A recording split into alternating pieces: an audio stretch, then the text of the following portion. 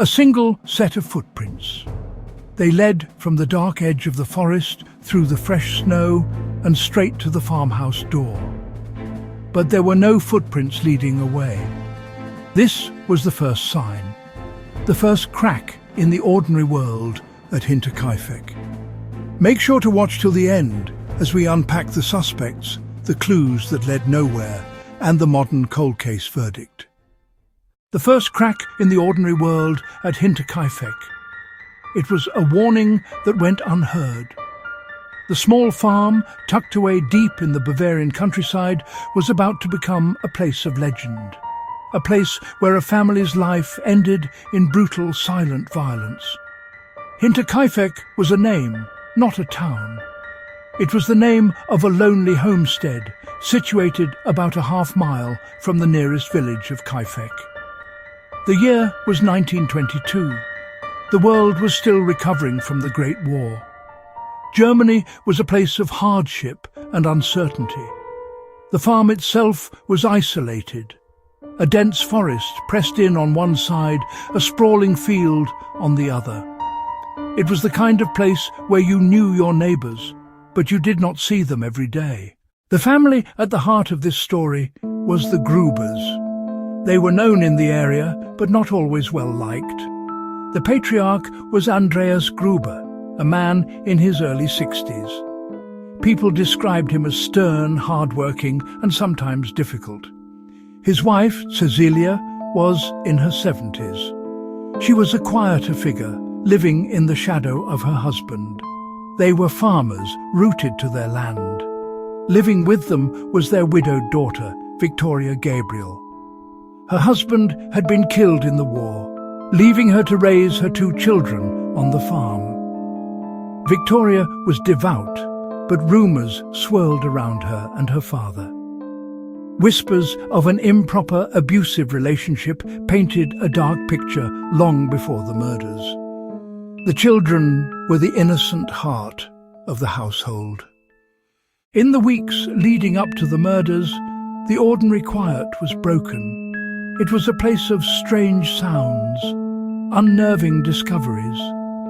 Andreas Gruber confided in neighbours about odd occurrences.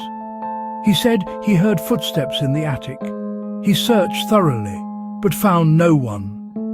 Then the footprints appeared. The tracks stopped at the house. There were none leaving. Keys vanished. Locks were scratched. A Munich newspaper appeared from nowhere. Victoria felt watched. Someone lurked just beyond the window light. The former maid fled, convinced the house was haunted. The killer was not a ghost, but a patient, methodical person who had infiltrated their home. The horror began on the evening of Friday, March 31st, 1922. Investigators believe the killer's plan was deliberate and brutal. The first act likely took place in the barn, using a mattock that belonged to the family. The killer lured the first victims, Andreas, Cecilia, Victoria, and 7-year-old Cecilia, one by one. The attacks were swift and savage. The weapon delivered devastating blows. The scene must have been terror. The barn muffled sound and separated victims from the safety of the house. Darkness and confusion reigned. After the slaughter in the barn, the killer moved into the house. Inside remained Josef, 2 years old, and the new maid, Maria Baumgartner. Maria, on the farm only hours, was killed in her bed. 2-year-old Joseph was murdered next, with the same horrific force. For 4 days, the world went on without the Grubers. Young Cecilia missed school. The family missed Sunday church, unusual for devout Victoria. By Tuesday, mail lay untouched. Concern grew. Someone fed livestock, cared for the dog, cooked meals, slept in beds. Smoke rose from the chimney. A neighbour heard cattle, saw a light on. The killer had become the temporary master of the farm. On April 4th, Lorenz Schlittenbauer led neighbours to investigate. They found Andreas, Cecilia, Victoria, and young Cecilia in the barn, Maria and Joseph in the house. Shock rippled through the community. Before Munich police arrived, neighbors trampled the scene, touching and moving things. Evidence was contaminated. Autopsies confirm massive head trauma from a blunt object. The mattock was found in the attic. The killer tried to burn the bodies, then gave up. Skulls sent to Munich were lost during World War II. Over 100 suspects interviewed. No charges.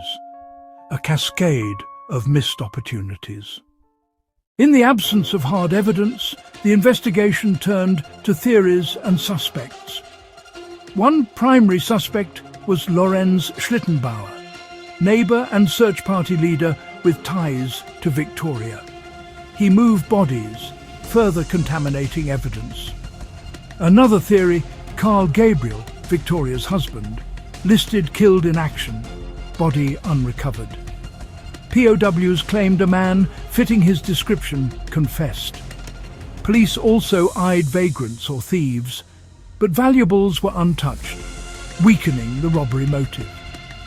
From farmhands to fringe groups, no theory perfectly fits the footprints, attic noises, the killer staying, and the untouched money. The suspects remain like ghosts, impossible to prove or dismiss.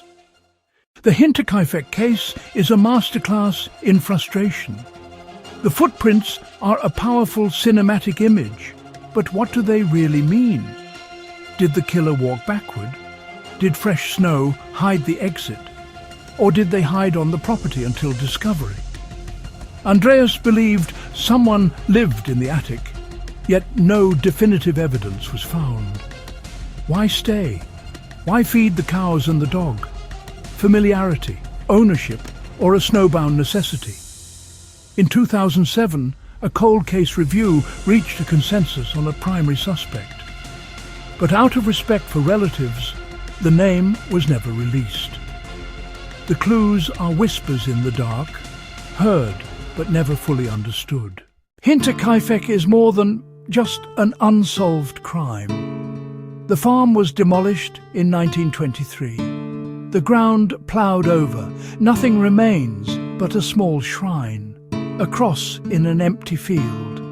Yet the story is alive in books, documentaries and online forums. It taps into the dread of home invasion, the breach of safety within four walls. A killer not just entering, but living there, an ultimate violation. The killer had no face, no name, no clear motive.